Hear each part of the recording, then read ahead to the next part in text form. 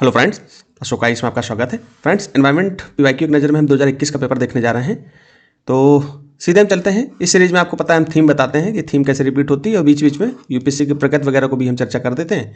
बाकी main focus हमारा detail analysis 2 है, 1 जनवरी से आएगा और डिटेल एनालिसिस में हम यूपीएससी की प्रगति कैसी है, कैसे बदलता गया, 2019 के बाद बिल्कुल कैसे बदल गया। ठीक है, 2023 में तो आपने देखा ही होगा, बहुत मतलब उसके प्रश्न आते हुए नहीं कर पा रहे थे क्योंकि ऑप्शन ऐसे थे। ठीक है, उसको भी देखेंगे। डिटेल एनालिसिस का एक वीडियो हमने अभी डाल रखा है 1-1.5 घंटे पहले, तो आप अगर चाहो तो उसको भी देख लीजिए जा करके। तो उससे आपको पता चल जाएगा कि 1 जनवरी से हम जब स्टार्ट करेंगे तो उसमें क्या क्या चीज़ें हम बताएंगे। ठीक है, तो हम सीधे चलते हैं। प्रश्नों की चर्चा करने से पहले हमको सिलेबस देखना है। तो सिलेबस यहाँ लगा हुआ है। क्या लिखा हुआ है? पर्यावरण, पारिस्थितिकी, जैव विविधता और जलवायु परिवर्तन संबंधी समान मुद्दे, जिनके लिए विशेषज्ञता आवश्यकता नहीं है, मतलब कि विशेषज्ञता की आवश्यकता नहीं है, आपको पीएचडी नहीं करनी। ठीक है, अब इनकी चर्चा हम हमेशा करते रहते हैं। तो हम सीधे चलते हैं मेंस के सिलेबस को देखते हैं, क्योंकि पीटी के सिलेबस से हमें लगता है कि डिफाइन नहीं है। तो मेंस का भी सिलेबस देखते हैं, तो यहाँ पर भी डिफाइन नहीं है। तो हमने क्या कर दिया, इसको डिफाइन कर दिया थोड़ा, जिससे क्या हो कि आपको समझ में आ जाए कि हमको क्या पढ़ना है। देखिए यहाँ पर संरक्षण है, सॉरी, जब आप जाओगे 14 नंबर टॉपिक पे जीएस 3 के 14 नंबर टॉपिक जाओगे तो पर्यावरण और जैव विविधता ये मिलेगा। तो इसमें जाओगे 14 नंबर टॉपिक पे, तो यहाँ पर संरक्षण, पर्यावरण प्रदूषण और क्षरण और पर्यावरण प्रभाव आकलन, ये पूर्णतः थोड़ा सा मेंस का टॉपिक आ जाता है। बाकी चीज़ें जो है प्री में क्षरण है, पर्यावरण प्रदूषण है, संरक्षण है, इससे संबंधित विषय यूपीएससी पूछता है। ठीक है, अब ये क्या है कि मेंस में भी डिफाइन नहीं है, तो हमने क्या कर दिया, आपको डिफाइन कर दिया थोड़ा। अब क्या होगा कि मेंस में जब मैं कराऊंगा, मेंस का जब मैं आंसर राइटिंग कराऊंगा आपको, तो उसमें क्या करूंगा कि इनके विषय में और अच्छे से डिटेल कर दूंगा, मतलब इनके विषय में और 10-15 पॉइंट आपको दे दूंगा। तो इनसे यूपीएससी के आप जितने मेंस के प्रश्न देखोगे, आप देखना जा करके, उसमें क्या होगा कि ऐसे ही प्रश्न सीधे सीधे प्राकृतिक संसाधनों का संरक्षण से उठा लिया। तो आप संरक्षण का कोई टॉपिक आपको लिखना है तो यहीं से उठा लीजिए। मान लो कि कानूनी ढांचा संबंधित कोई मामला आ गया, या वन्य जीव संरक्षण से आ गया। संरक्षण भी तो कई प्रकार के होते हैं कि वन्य जीव का संरक्षण करना है, जैव विविधता का संरक्षण करना है, वन का संरक्षण करना है। ठीक है, तो अब राष्ट्रीय स्तर की बात करनी है तो 1972 की बात कर सकते हो, वाइल्ड लाइफ प्रोटेक्शन एक्ट 1972।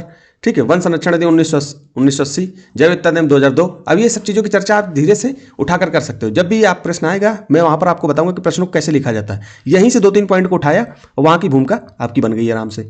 ऐसे ही आपको लिखना है। तो ये तो हमने जो है मेंस में करना है। अभी क्या है, प्रीलिम्स में हमको डिफाइन नहीं है, तो हमको कहाँ से यूपीएससी प्रश्न पूछता है, उसके लिए मैंने थोड़ा सा यहाँ पर आपको बता दिया। जैसे जैव विविधता संरक्षण में biosphere reserve, national park, wild life sanctuary, Ramsar स्थल्स, ये आपको देखना है कि बायोडाइवर्सिटी में आपको अच्छे से उनका संरक्षण करना है। तो उनके संरक्षण करने के लिए कहाँ संरक्षण करोगे, तो जहाँ करना है, जैसे बायोस्फीयर रिजर्व है, उनका संरक्षण हो जाए, क्योंकि वहाँ पर भी तो जीव जंतु, पौधे, प्लांट्स मिलते हैं। फिर नेशनल पार्क है, वहाँ पर भी जंतु मिलते हैं, जीव मिलते हैं। तो वहाँ पर अगर नेशनल पार्क का संरक्षण करोगे तो उन जीवों का भी संरक्षण हो जाएगा, वहाँ पर मिलने वाली वनस्पतियों का भी हो जाएगा।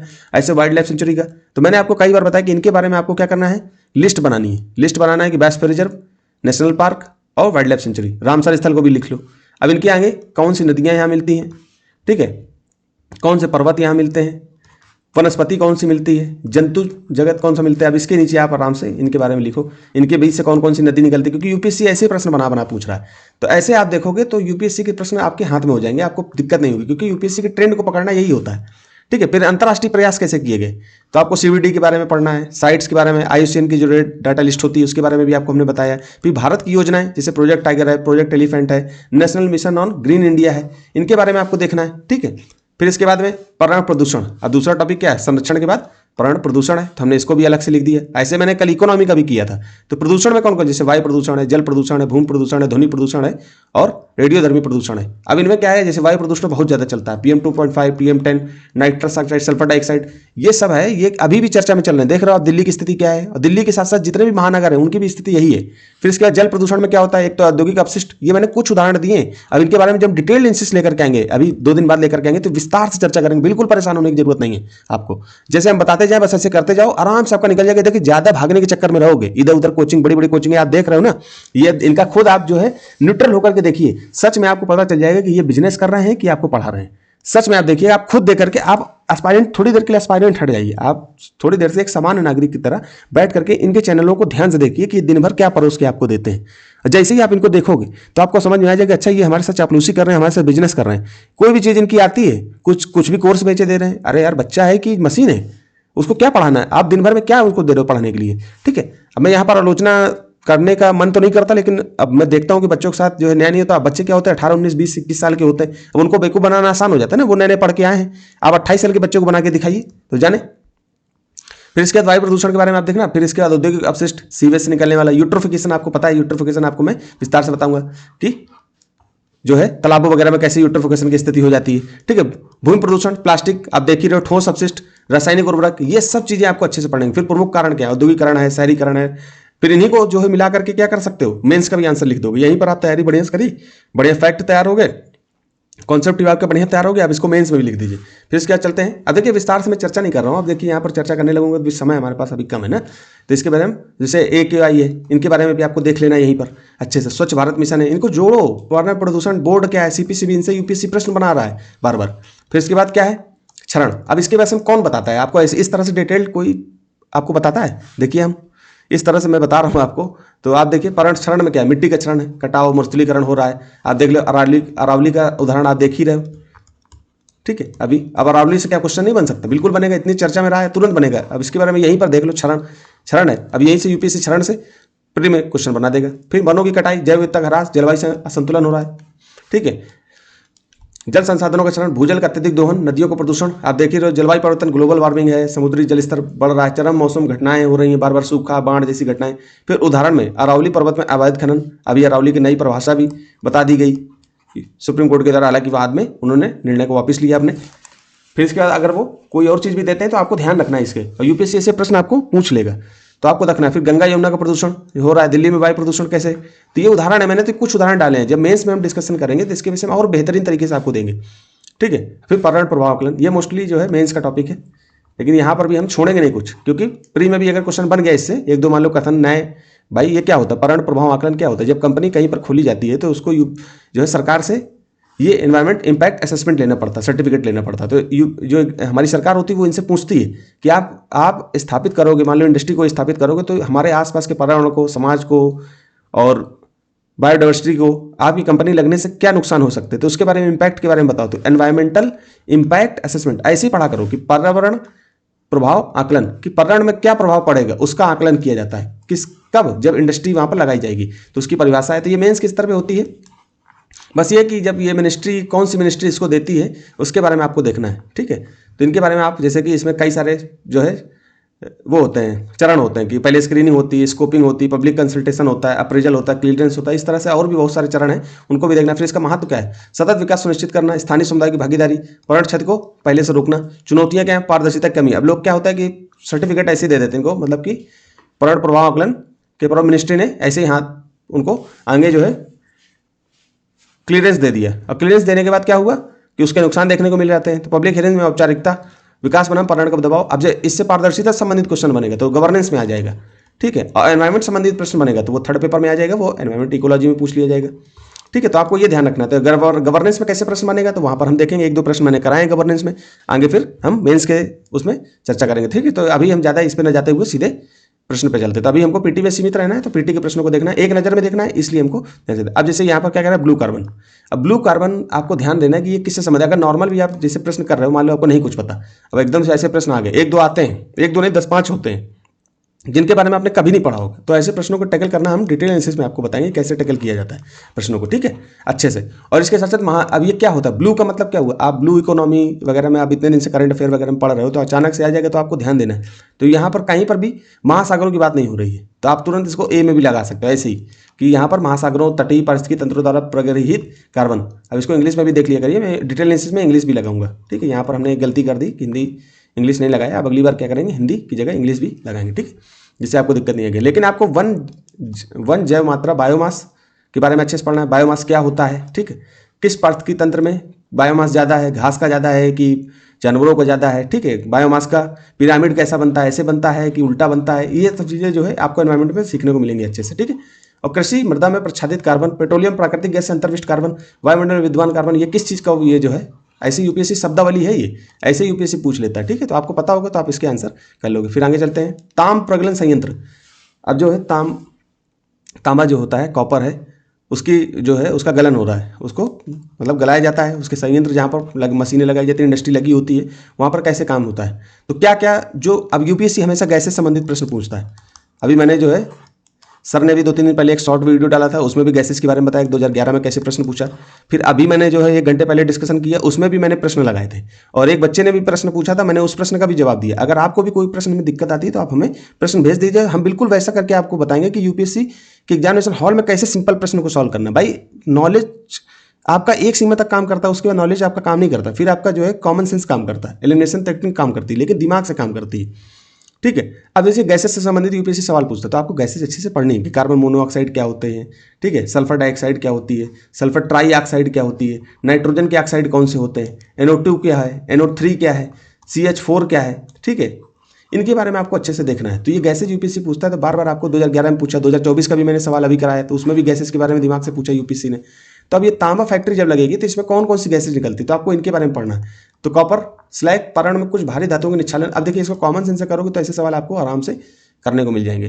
ठीक है, मैं इनको बताऊंगा कि जैसे अब देखिए 2 चीज तो आप बिल्कुल सही करते हैं, जैसे ताम्रमल है, ताम्र कॉपर स्लैग है, पर्यावरण में कुछ भारी धातुओं के निच्छालन का कारण बन सकता है। अब भाई जो कॉपर होता है, अब उसकी फैक्ट्री में इसको गलाया जाएगा तो कुछ कण जो होते हैं छोटे छोटे वो वायुमंडल में बाहर आएंगे नहीं आएंगे, तो 2 तो आपको वैसे से ही हो गया। वे सल्फर डाइऑक्साइड को एक प्रदूषक के रूप में निर्मित करता है, कोई भी चीज़ आप जलाओगे तो उसमें SO2 निकलती है, तो आप 3 को भी सही मान लोगे। अब इसमें मोनो ऑक्साइड के बारे में थोड़ा सा यहाँ पर फंस जाएगा मामला, तो आपको थोड़ा सा देखना है कि मोनो ऑक्साइड के बारे में हमको पढ़ना है। तो पहला आपको अच्छे से देख लेना है कि क्या निकलता है, तो 2-3 तो बिल्कुल निकलता है, 2-3 जहाँ जहाँ है या तो D होगा या तो B होगा। अब आपको अच्छे से देखना है कि अगर आपको अच्छे से ये चीज़ पता होगी तो आप इसको आराम से कर लोगे। तो आपको जाकर के ये देखना है कि ताम प्रज्वलन संयंत्रों में कार्बन मोनोऑक्साइड निकलती है, अगर निकलती है तो ये तीसरा हो जाएगा, D हो जाएगा, नहीं निकलती तो B हो जाएगा। लेकिन आपको ऐसे जो है कोई भी चीज़ अभी ऐसे नहीं पूछा गया, 2019 में तूतीकोरिन में ऐसा कुछ मामला था तो उससे यूपीएससी ने इसको बनाया प्रश्न। ठीक है, तो आपको ऐसे प्रश्नों को जो भी चर्चा में चल रहा है उनके बारे में, जैसे कोई फैक्ट्री आयरन फैक्ट्री के बारे में चर्चा होगी, कोल फैक्ट्री के बारे में चर्चा हुई, तो तुरंत वहीं पर देख लो कि इससे कौन कौन सी गैसें निकलती हैं। फिर ये देखो कि यूपीएससी ने पीछे का भी प्रश्न ऐसे पूछे हैं क्या, अगर पूछे हैं तो तुरंत दिमाग आपका लग जाना चाहिए कि इसके बारे में हमको अच्छे से पढ़ना है। ठीक, अब चलते हैं आगे। निम्नलिखित में से कौन से जीव अपरदहारी या डेटिवोरस हैं। डेटिवोरस आपको पता है ना कि जो अपघटक को खाते हैं, अपघटक जो होते हैं हमारे, जैसे कि जीव जंतु मर गए तो उनको कौन खाएगा, उनको मिट्टी में कौन मिलाएगा, तो कुछ ऐसे जीव होते हैं जो डेटिवोरस कहलाते हैं। ठीक है, या किसी जंतु का जैसे पेड़ पौधे से निकला हुआ अपशिष्ट हो गया या हमारे शरीर से निकला हुआ अपशिष्ट हो गया, मल हो गया, है ना, ये सब कौन खाता है, ये सब जो है मिट्टी में मिलाए जाते हैं, तो ये डेटिवोरस होते हैं जो अपराधारी होते हैं, ये खाते हैं। तो कौन कौन से, केचुआ आपको पता है मिट्टी में होता है, ये तो खाता ही खाता है। ठीक, इसके साथ साथ जेली फिश भी होती है। ठीक, इसको मानते समुद्री पारितंत्र में आपको मिलेगा। ठीक, इसके बाद सी हॉर्स नहीं होता है, तो 4 को आप हटाओगे, 4 को आप हटाओगे तो 4 जहाँ जहाँ है वहाँ से हटाओगे तो आपका आंसर सी हो जाएगा। अब आंसर नहीं हम यहाँ बता रहे हैं, लेकिन हम जैसे समुद्री घोड़ा, तो इसके एक के बारे में यूपीएससी आपसे जानना चाहिए, एक के बारे में आपको पता हो आप आंसर निकाल लोगे। ठीक, अब इनके बारे में आपको पढ़ना है कि केचुआ कैसा होता है, जेलीफिश क्या होता है, कहाँ पाई जाती है, समुद्री पारितंत्र में जो उत्पादक होता है, जैसे हमारे यहाँ उत्पादक कौन होते हैं, पेड़ पौधे होते हैं जमीन में, ऐसे समुद्र पारितंत्र में उत्पादक कौन होते हैं, जैसे फाइटोप्लैंक्टन हो गए, है ना। फिर फाइटोप्लैंक्टन को खाने वाले कौन होते हैं, जू प्लैंक्टन होते हैं, जू प्लैंक्टन को भी नेक्टन खाते हैं। ठीक, ऐसे इस तरह से और भी जो है जीव होते हैं जो इनको खाते हैं, तो इनके बारे में आपको अच्छे से देखना समझना है। ठीक, आगे हम चलते हैं, तो अच्छे से ये चीज़ें जो है आप अच्छे से देख लोगे, फूड चैन देख लो अच्छे से, फिर और भी एनर्जी की चैन देख लो, एनर्जी कैसे चलती है। ठीक है, वो एक तरफ से एक दिशा होती है कि एक दिशा में ही चलती है क्या। ठीक है, इस तरह से आपको देखना है। अब देखिए बहुत बढ़िया प्रश्न है, प्रकृति में निम्नलिखित में किस जीव का, किन जीवों का मृदा विहीन सतह पर जीवित पाए जाने की सर्वाधिक संभावना। मृदा विहीन, आप नॉर्मल भी किसी बुक में एनसीईआरटी में पढ़ते होगे तो आपको एक लाइकेन के बारे में तो अच्छे से पता होगा कि 2 लाइकेन जो होता है सहजीवी संबंध बनाता है। ठीक है, जो ब्रूगेन एल्गी, ये साइनोबैक्टीरिया जो होता है, साइनोबैक्टीरिया और फंगस, फंगी, ठीक है, कवक, हिंदी में लिख देता हूँ कवक, दोनों के बीच में सहजीवी संबंध में लाइकेन होता है, इन दोनों की सहजीवी संबंध से। ठीक है, तो एक तो हो गया, इसके लिए मिट्टी की आवश्यकता नहीं होती, और ये लाइकेन हमारे पहले जीव थे जिन्होंने जो है क्या किया, जब धरती बनना स्टार्ट हुई थी तब हमको यहाँ से मिलते हैं, तो ये 2 तो ऐसे हो गए। ठीक है, फिर इसके साथ साथ आपको फर्न नहीं होगा, मॉस आपकी काई होती है, ये भी बिना मिट्टी की हो जाती है। ठीक है, तो 3 और 2 जहाँ पर वो सही हो जाएगा। बाकी ये मशरूम है, ये भी मिट्टी में नहीं होता, लेकिन कुछ मशरूम मिट्टी में होते हैं। ठीक है, तो इसलिए गलत हो जाएगा, कुछ आपके नॉर्मल जगह हो जाएंगे, कुछ आपकी मिट्टी में होते हैं, तो इसलिए चौथा गलत हो जाएगा। तो चौथा जहाँ जहाँ हटा दो, 3 सही है, तो 3 के आधार पर 2-3 हो जाएगा। फर्न के बारे में आपको अच्छे से देख लेना, ये भी जो है मिट्टी में ही होता है। ठीक, यूपीएससी ने फिर इससे सवाल बनाया है, तो इसको और भी ध्यान से देख लेना। ठीक है, मैं यहाँ पर आंसर नहीं बता रहा हूँ, मैं तो थोड़ा सा जैसे कोई चीज़ बतानी होती लगता है आपको बता देनी चाहिए तो बता देता हूँ, बाकी आपको अपने स्तर से पढ़ना है। ठीक। अब भट्टी तेल, अब इसे कॉमन सेंस से भी किया जाता है, जैसे फर्नेस ऑयल। फर्नेस ऑयल क्या होता है के संदर्भ में कथनों पर विचार कीजिए। अब सिंपल देखो, जैसे कि आप एग्जामिनेशन हॉल में हो, आपको नहीं पता भट्टी तेल क्या है, तो आप ये देखो कि भट्टी तेल में क्या हो सकता है। भट्टी तेल का मतलब फर्नेस ऑयल। फर्नेस ऑयल का मतलब क्या है, जैसे पेट्रोलियम उत्पाद होते हैं उनसे निकलने वाला जो कोई तेल होगा जो बेकार टाइप का हो सकता है। ठीक है, सिंपल आपको सोचना है, यह तेल परिष्करणीय रिफाइनरी का एक उत्पाद है, हो सकता है भाई, ऐसी चीज़ है तो मान लो। कुछ उद्योग इसका उपयोग ऊर्जा पावर उत्पादन के लिए करते हैं। भाई तेल है, तेल अगर मान लो कि पेट्रोल वगैरह निकलता है तो उससे आप ऊर्जा बनती है, उसी से तो गाड़ी चलती है, बाइक वगैरह आपकी कार वगैरह उसी से चलती है। तो आप सिंपल सोचो कि फर्नेस ऑयल है, उसमें भी कुछ ना कुछ ऐसा होगा कि उसको भी अगर कहीं डाल दोगे तो क्या हो जाएगा, ऊर्जा का उत्पादन करेगा। जैसे आपको अच्छी क्वालिटी का जो पेट्रोल होता है वो हम कहाँ यूज कर लेते हैं, एविएशन फ्यूल के रूप में यूज कर लेते हैं, कहाँ, प्लेन में, हेलीकॉप्टर में, है ना। फिर उससे कम दर्जे का होगा पेट्रोल तो उसको हम गाड़ी में वगैरह में यूज करते हैं, जो हम लोग 4 पहिए चलाते हैं। ठीक है, 2 पहिए चलाते हैं, मतलब कि बाइक वगैरह चलाते हैं। फिर उसके बाद डीजल बनता है, डीजल का हम और बड़ी गाड़ियों में यूज कर लेते हैं, बड़ी गाड़ियों में डीजल वगैरह चल जाती है। ठीक है, इसी तरह से और उत्पाद उससे, कैरोसिन वगैरह अब तो उसका यूज नहीं होता। इस तरह से कोई ना कोई ऐसा तेल होगा, भट्टी तेल होगा जिसका हम यूज करते हैं। तो कुछ उद्योग इसका, कुछ उद्योग, कुछ का मतलब हो सकता है, संभावना बन रही है। ऐसे प्रश्न जब आप करोगे ना, जब मैं अभी कराऊँ डिटेल एनालिसिस में, आप लोगों को मौका दूंगा कि आप सोचिए इसके बारे में। ठीक है, फिर इसके बाद पेपर जब आएगा तो हम एमसीक्यू के रूप में इन्हीं प्रश्नों को प्रैक्टिस कराएंगे। तो जब आपको पता होगा, प्रैक्टिस कर लोगे तो फिर कैसे नहीं आपका एग्जाम निकलेगा। कुछ उद्योग इसका उपयोग पावर उत्पादन के लिए करते हैं। ठीक है, हो सकता है इसके उपयोग से पर्यावरण में गंधक का उत्सर्जन होता है। भाई पर्यावरण में आप पेट्रोल जलाते हो तो उससे भी गंधक निकलती है, तो इसको भी मान के चलो ना कि होगा, भाई जलाया जाएगा तो कुछ ना कुछ तो निकलेगा ना। तो हम तीनों को मान लेते हैं। तो ऐसे प्रश्नों को आप देखना, बिल्कुल सही है। ऐसे प्रश्नों को ऐसे चुपचाप किया जाता है, दिमाग से, ज़्यादा दिमाग नहीं लगाना, हल्का दिमाग लगाओ, प्रश्न आपके हाथ में होगा। फिर आगे चलते हैं। निम्नलिखित में किसका उपयोग मच्छर प्रतिकर्षी तैयार करने में किया जाता है। अब देखिए, मच्छरों को भगाने के लिए हम लोग ओडोमास वगैरह यूज करते थे बचपन में, आपको याद होगा। ठीक है, और कुछ ऐसे तेल भी आते थे, आज भी चलते हैं, लोशन वगैरह जो लगाए जाते थे, तो किससे बनाए जाते होंगे। कुछ तो ऐसे औषधि होगी, कुछ ऐसे जो होंगे पादप पदार्थ होंगे जिनसे बनाए जाते होंगे। तो आप पढ़ना है इनके बारे में। कांग्रेस घास है क्या, एलिफेंट घास है क्या, लेमन घास है क्या, नट घास, इसके बारे में देखना, लेमन घास के बारे में अच्छे से पता चल जाएगा आपको। ठीक है, फिर इसका निम्नलिखित में से कौन सा निस्यंदक भोजी है, फिल्टर फीडर है। जो कुछ जैसे मान लो तालाब है, तालाब में पानी में कोई चीज़ घुल के पड़ी हुई है, तो कुछ ऐसे जीव होते हैं जो पानी में घुले हुए पदार्थ से छांट के, मतलब फिल्टर करके कुछ चीज़ों को खाते हैं, उनको फिल्टर फीडर बोलते हैं। ठीक है, अब इसके बारे में पूछ लिया कि कौन से हैं, सीप है क्या, अष्टभुज ऑक्टोपस है क्या, हवासील है क्या, पेलिकन है क्या, कैटफिश है। अब इन चारों के बारे में आपको अच्छे से पढ़ लो, यूपीएससी घुमा के हो सकता है कि एक के बारे में, इन चारों में से किसी एक को रख देगा, पूछ लेगा आपसे सवाल। ठीक, तो ऐसे जो है आपको अच्छे से एक के बारे में देखना है। ऐसे आपको कांग्रेस घास के बारे में देखना है, एलिफेंट घास के बारे में देखना, लेमन घास के बारे में देखना, नट घास के बारे में। जब आप चारों के बारे में अच्छे से देख लोगे, बाकी हम डिटेल एनालिसिस में तो चारों को बताएंगे अच्छे से, बाकी आप अपने स्तर से भी पढ़िए। जब आप चारों को देख लोगे तो यूपीएससी, और जब चारों को देखोगे तो कुछ चीज़ें आपको और भी तो मिलेंगी सीखने को, देखने को, पढ़ने को, उनका भी आप रिविजन करिए। जब उनका रिविजन करोगे तो क्या हो जाएगा, आपको क्वेश्चन आपके ऑटोमेटिक जो आएंगे नए बनने वाले, तो उनको भी आप बना लोगे। ठीक है, आगे चलते हैं हम। वनों पर न्यूयॉर्क घोषणा, अभी चर्चा में चल रहा हो, मान लो करंट अफेयर में चर्चा में चल रहा है, तभी पूछा जाता है। न्यूयॉर्क डिक्लेरेशन ऑन फॉरेस्ट के संदर्भ में निम्नलिखित में से कौन सा कथन सही है। 2014 में संयुक्त राष्ट्र शिखर सम्मेलन में पहली बार इसका समर्थन किया गया। इसमें वन के ह्रास को रोकने के लिए एक वैश्विक समय रेखा का समर्थन किया गया।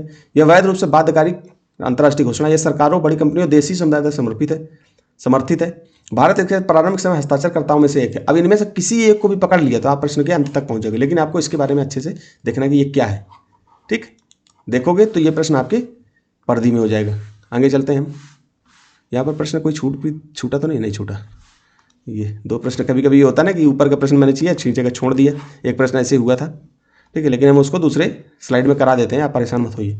फिर जीवों के लिए निम्नलिखित में से विचार कीजिए। अब देखिए, कॉपीपॉड है, डाइटम है, साइनोबैक्टीरिया, फोरे मिनीफेरा। अब इनमें से क्या पूछ रहा है, कौन सा जीव महासागरों में आहार श्रृंखला में प्राथमिक उत्पादक आपको पता है, मैंने अभी बताया कि प्राथमिक उत्पादक, फिर उसके बाद उपभोक्ता होता है, उपभोक्ता, प्राथमिक उपभोक्ता, द्वितीयक उपभोक्ता और तृतीयक उपभोक्ता। फिर उसके बाद डिकम्पोजर आ जाते हैं, मतलब अपघटक या डेक्टिवोरस आ जाते हैं। ठीक है, तो इसके बारे में आपको पढ़ना है, डाइटम के बारे में देखना है, कॉपीपॉड के बारे में देखना है, साइनोबैक्टीरिया के बारे में देखना है, फोरामिनीफेरा के बारे में देखना है। अब आपको सिंपल पता होगा कि डाइटम तो फाइटोप्लैंक्टन में ही आता है, समुद्री आहार श्रृंखला में आता है, प्राथमिक उत्पादक है। और साइनोबैक्टीरिया आपको पता है ये भी क्या होते हैं, प्रकाश संश्लेषण करते हैं। ये भी भाई प्राथमिक उत्पादक का मतलब क्या हुआ, जो प्रकाश संश्लेषण करते हैं। तो 2 और 3 तो बिल्कुल है, कॉपीपॉड नहीं होगा क्योंकि ये उत्पादक होता है। ठीक है, फोरामिनेरा ये आपके सूक्ष्म जीव होते हैं, प्रोटोजोआ होता है। तो ये आपको अच्छे से पता होना चाहिए, आपको एनवायरमेंट पढ़ोगे तो समझ में आ जाएगा। अब इनमें से क्या है आप जाकर कर लीजिए, देख लीजिए। अब देखिए ये कुछ क्वेश्चन ऐसे होते हैं जिनको कॉमन सेंस से किया जाता है। मैं डिटेल एनालिसिस में इसको बढ़िया से बताऊंगा। अब जैसे ये आ गया क्वेश्चन, कई लोग घबरा जाएंगे कि ये मैंने पढ़ा ही नहीं। अरे पढ़ा नहीं तो क्या हो गया, सिर्फ 25 क्वेश्चन ही लोग पढ़े हुए कर पाते हैं। 25 प्रश्न नहीं पढ़ करके कितनी भी मेहनत कर लो, 25 क्वेश्चन से ऊपर आपको आएगा नहीं। बाकी क्वेश्चन में आपको कॉमन सेंस लगाना है। कॉमन सेंस कब डेवलप होगा, जब आप ज़्यादा से ज़्यादा प्रैक्टिस करोगे, वो भी यूपीएससी के प्रश्नों को। टेस्ट सीरीज करोगे तो फिर नहीं कह सकता, क्योंकि वहाँ पर तो मैं खुद लगाता हूँ तो मुझे खुद समझ में आता है कि अरे यार ये कैसे प्रश्न बना रहे हैं। ठीक है, इतने कठिन कठिन प्रश्न होंगे, आपको लगेगा अरे यार इससे अच्छा तो फिर प्रश्न कोई बना ही नहीं सकता, हम तो ये नहीं कर पा रहे हैं, इसका मतलब ऐसे ही तो यूपीएससी इतना कठिन पूछेगा। लेकिन हम यूपीएससी के प्रश्नों को देखना भूल जाते हैं, फिर वहीं फेल होते हैं। अब इसमें देखिए तंत्रिका अपहास, न्यूरो जनरेटिव जो बीमारियां होती हैं, जैसे कि अल्जाइमर हो गई, पार्किंसन हो गया, भूलने की बीमारी होती है ना, अल्जाइमर,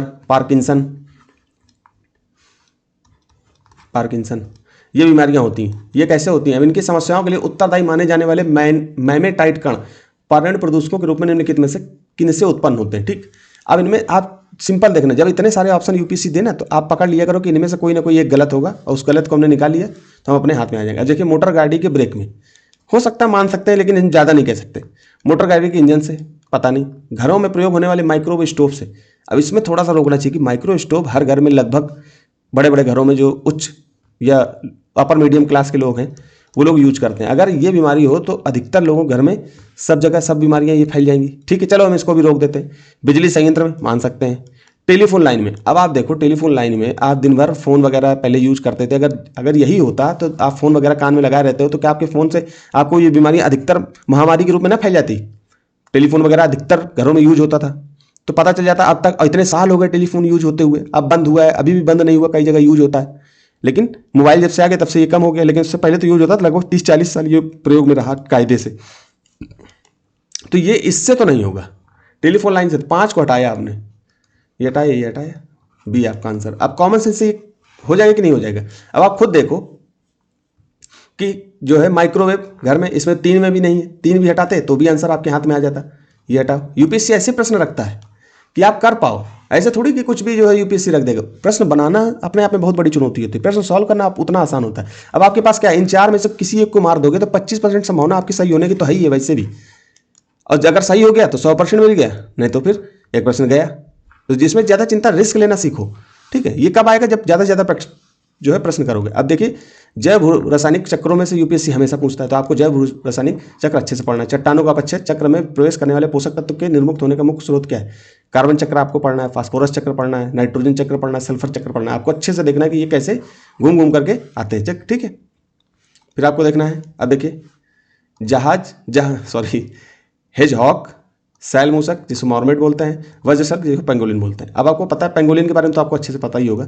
ऊपर में से कौन से जीव पर बच्चियों द्वारा पकड़े जाने की संभावना को कम करने के लिए स्वयं को लपेटकर आप सुभेद अंगों की रक्षा करते हैं। पेंगोलिन के बारे में आपको अच्छे से पता है कि वो घूम फिर के एक बॉल की तरीके बन जाती है। जब आपको कोई भक्षण करने आता है, उनको पकड़ने वाले कोई शिकारी, अगर उसका कोई शिकार करने आया तो वो क्या कर लेगी, अपने आप को गोल गोल घुमा लेगी। तो 3 के बारे में तो सही है, जहाँ जहाँ 3 हो या तो डी होगा या तो सी होगा। अब ऐसे प्रश्न क्या है, अब इसके बारे में आपको और अच्छे से पढ़ना है कि या तो हेजहॉक होगा, हेजहॉक के बारे में देखना है, मॉर्मेट के बारे में देखना है, मॉर्मेट क्या है। ठीक है, इसके बारे में, पेंगोलिन के बारे में, तीनों के बारे में अच्छे से देख लो, और इनकी विशेषताएं क्या हो सकता है अगली बार ये यूपीएससी पेंगोलिन के बारे में फिर से बना दे क्वेश्चन। ठीक है, तो ऐसे ही करता है यूपीएससी घुमा घुमा के। यूपीएससी जब प्रश्न बनाता है, मैंने अपने अनुभव से मैंने सीखा, जो अभी तक के क्वेश्चन 1979 से अभी तक के प्रश्नों को देखते हुए मुझे अनुभव होने लगा है कि यूपीएससी क्या करता है कि जब वो प्रश्न 2026 का बनाना है उसको, तो वो पीछे के सारे प्रश्नों को एक बार देखेगा और सभी प्रश्नों से कुछ ना कुछ ले करके आराम से क्वेश्चन बना देता है। तो हमको पीछे के प्रश्नों को बार बार देखना है। ठीक, फिर यूएनईपी काफ़ी चर्चा में रहा, उस समय 2021 में ये प्रश्न पूछा, उस समय चर्चा में था। तो इसके बारे में कॉमन कार्बन मेट्रिक को किस लिए विकसित किया गया था, अब इसके बारे में आप अच्छे से पढ़ना। यूनेप के बारे में आपको हम पढ़ाएंगे और इसके बारे में और अच्छे से अपने स्तर से भी पढ़ाई करिए। ठीक, फिर इसके बारे में आप निम्नलिखित समूहों में से किनमें ऐसी जातियां होती जो अन्य जीवों के साथ सहजीवी संबंध, सिम्बायोटिक रिलेशन बना सकती है। कौन होता है, फंजाई के बारे में अभी हमने पढ़ाई, फंजाई के बारे में हमने बताया ना आपको। फिर प्रोटोजोआ, नाइडेरिया, इनमें तीनों में से कौन है जो इनके बारे में संबंध बनाता है। फंजाई के बारे में, कवक के बारे में तो हमने आपको बताया था। तो ऐसे ही जो है आपको अच्छे से देखना है। ठीक, तो डिटेल ऐसे जब हम लेकर के आएंगे तो और बेहतरीन तरीके से डिस्कस करेंगे। अभी तो हम केवल आपको ऐसे बता करके आपको सिलेबस बता रहे हैं कि आपको सिलेबस कैसे पढ़ना है। तो अच्छे से जा करके आपको ये सब चीज़ें जो मैंने अभी तक बताई, इनको बेहतरीन तरीके से अपने एनवायरनमेंट की बुक हमने पहले चर्चा करके बता चुके हैं। उस एनवायरनमेंट बुक में आप देखिए जा करके, सिलेबस को देखिए, प्रश्नों को देखिए, एनवायरनमेंट की बुक से उन चीज़ों को पढ़िए और करंट अफेयर पर फोकस रहिए। करंट अफेयर से ज़्यादातर प्रश्न बनने की संभावना रहती है, क्योंकि यूपीएससी करंट अफेयर में कोई चीज़ चल रही होती है, उसके बेसिक से उठा के प्रश्न बना देता है। ठीक है, तो आपको ऐसे पढ़ना है और हम ऐसे गाइड करते रहेंगे आपको। इसी दिशा में आप ध्यान से पढ़ोगे तो आप प्रश्न आपके हाथ में होगा। तो यहीं तक रखते दोस्तों, धन्यवाद।